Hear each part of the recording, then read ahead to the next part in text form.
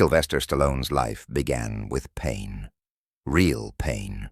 In 1946, during a difficult birth, a doctor made a terrible mistake. Forceps damaged the nerves in Sylvester's face. One side of his mouth was paralyzed forever. His speech became slow, unclear, broken. From his very first breath, the world was already against him. Doctors said nothing could be done. As a child, Sylvester was mocked, laughed at, and rejected. Kids called him stupid. Teachers said he would never succeed. He was kicked out of schools, pushed aside, treated like a problem, not a person. Imagine being a boy who cannot speak clearly, whose face does not move normally, whose voice sounds wrong to everyone. Every word was a fight.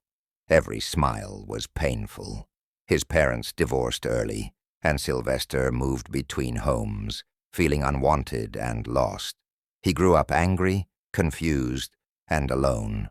Many nights he stared at the ceiling, asking himself one question: why was I born like this? But deep inside, there was something else, a fire, a refusal to disappear. As a teenager, he discovered bodybuilding and boxing. His body became his language. When words failed, strength spoke. He trained hard, pushing pain into power. Movies became his escape. He watched heroes on screen and dreamed of becoming one. But Hollywood had no place for a man who talked wrong and looked wrong. When Sylvester moved to New York to become an actor, reality hit him like a punch. He had no money, no connections, no future. He slept in bus stations. He went days without food. Casting directors laughed at him. Your face is wrong. Your voice is wrong. You will never be a star. He was rejected hundreds of times. At his lowest point, Sylvester had only one thing left: his dog. When he could no longer afford food, he made the hardest decision of his life. He sold his dog for $40. He cried as he walked away, feeling like he had sold a part of his soul. That night, he almost gave up completely. But life was about to test him one last time. In 1975, Sylvester watched a boxing match on TV, Muhammad Ali versus Chuck Wepner. A fighter no one believed in refused to fall. He kept standing, kept fighting. And in that moment, something exploded inside Sylvester Stallone. He ran home and started writing. His hands shook. His heart raced. In 3 days, he wrote a script about a broken man who refuses to quit. A man the world counts out. A man named Rocky. He didn't know it yet, but this script was not just a story. It was his life, and this was only the beginning. The script, called Rocky, was everything Sylvester Stallone had.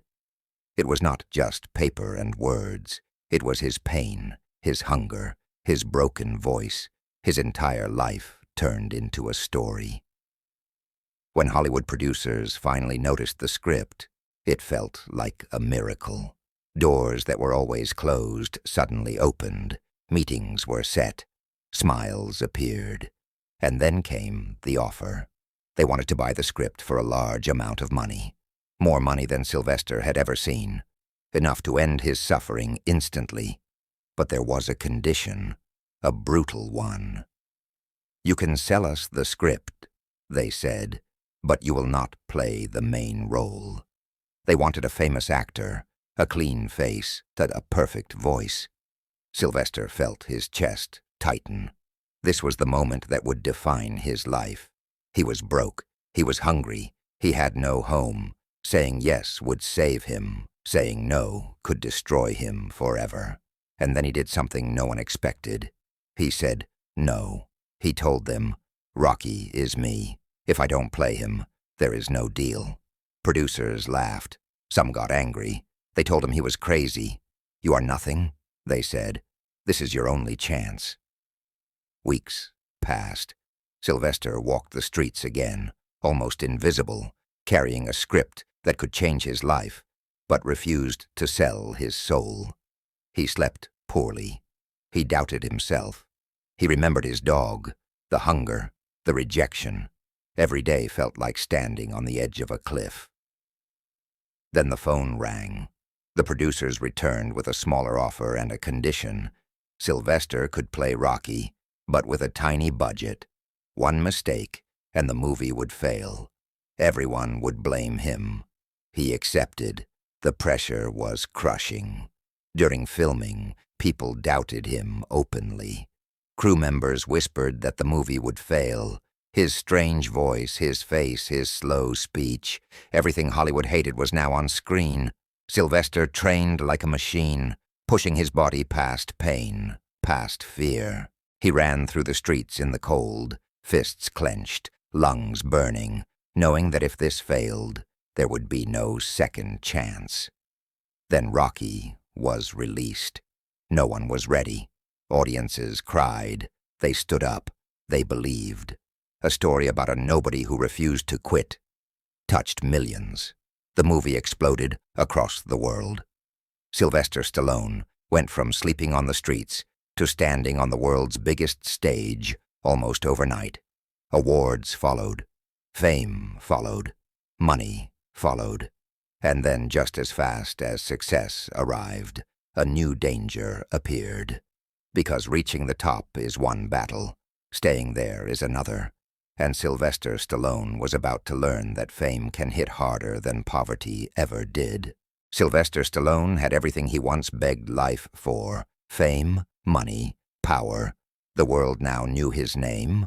Rocky became a symbol of hope, and Stallone became a global star. Fans shouted his name in the streets. Producers fought to work with him. Magazines printed his face everywhere. But fame is loud, and inside that noise, something dangerous was growing. Pressure, expectations, fear of falling. Stallone felt he had to prove himself again and again. One success was not enough. He created Rambo, another wounded fighter, another reflection of himself. Strong, silent, angry. The movies made millions. Stallone became one of the biggest stars on Earth. But the higher he climbed, the lonelier it became. Critics started to attack him. He can't act. He only plays muscles. He's not intelligent. The same words from his childhood returned, sharper than ever. Stallone smiled in public, but inside he was fighting old demons. He worked non-stop, long days, longer nights. His body broke down under constant training. His family life suffered. Relationships failed. He tried to silence doubt with success, but success never stayed quiet. One movie failed, then another. Hollywood changed quickly, and suddenly Stallone was no longer the new hero. Younger actors arrived. Studios stopped calling. The headlines turned cold. Stallone is finished. His time is over. For a man who once had nothing, losing everything again was terrifying. He felt the world slipping through his fingers. The applause faded. The spotlight moved on. Stallone stood alone, older, tired, and deeply afraid. He asked himself the same question he had asked as a child. Why am I like this?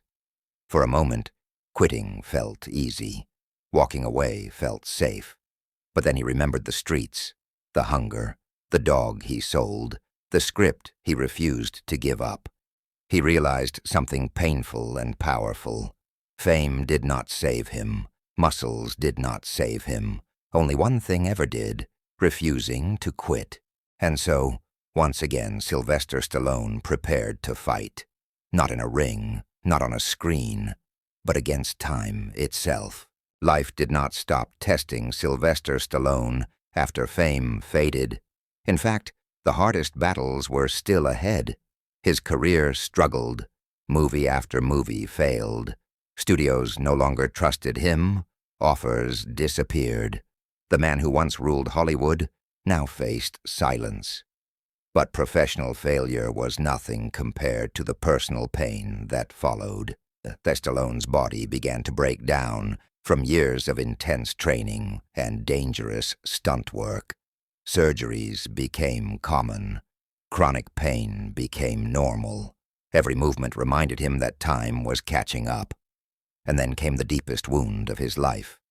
In 2012, Stallone's son, Sage, died suddenly. The loss shattered him.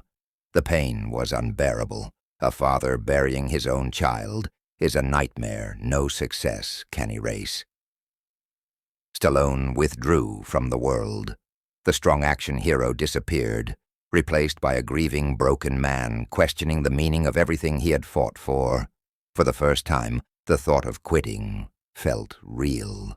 Not just quitting movies, but quitting the fight entirely.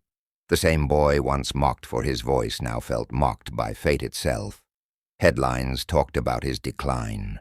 People whispered that he was finished forever. Yet pain has a strange power. It can destroy, or it can forge something stronger. Stallone chose to fight again. Not for fame, not for money, but for purpose. He returned to the characters that had defined him, Rocky and Rambo, not as young, invincible heroes, but as aging warriors carrying scars, regret, and wisdom. This time, the stories were different. They were deeper, sadder, more honest. He poured his grief, his failures, and his endurance into every scene. The world watched again, not because he was perfect, but because he was real. People saw their own struggles in him, a man who fell, a man who suffered, a man who refused to disappear. Critics softened, audiences returned, respect replaced mockery. Stallone understood something powerful. Strength is not about never falling. It is about standing up after everything has been taken from you. And now, after decades of battles, the final chapter of his life was forming. A chapter not about muscles or fame, but about legacy. And his greatest victory was still ahead. Sylvester Stallone had nothing left to prove. He had been poor and famous, loved and forgotten, broken and strong again. Few people in the world had lived so many lives inside one lifetime. As he grew older, the world began to look at him differently, not just as an action star, but as a survivor, a man who refused to let pain define his ending. When he returned to the screen in later years, audiences did not cheer for his muscles. They cheered for his journey. Rocky was no longer a fighter chasing a title. He was a man facing time, loss, and regret. Rambo was no longer a weapon. He was a soul carrying the weight of war and memory. And Sylvester Stallone stood behind them both, finally understood. Awards arrived, respect arrived, not for being perfect, but for being honest. He spoke openly about rejection, grief, and fear. The boy once mocked for his voice became a man whose words inspired millions. He had turned weakness into identity, pain into power, and rejection into fuel. Looking back, Stallone realized something simple and terrifying. If he had quit at any point, when he was hungry, when he was rejected, when his career collapsed, when his son died, his story would have ended in silence. But he didn't quit, and that refusal changed everything. His legacy was no longer measured by box office numbers or muscles on screen. It was measured by people who kept going because his story told them they could. From children with disabilities to adults facing failure, his life became proof that you do not need permission to fight for your place in the world. In the end, Sylvester Stallone was never the strongest man in the room. He was the most stubborn, the most persistent, the man who stayed standing when life begged him to fall. And that is the real victory. Not fame, not money, not applause, but the courage to rise again and again, even when the world expects you to disappear. His life reminds us of one truth that time can never erase.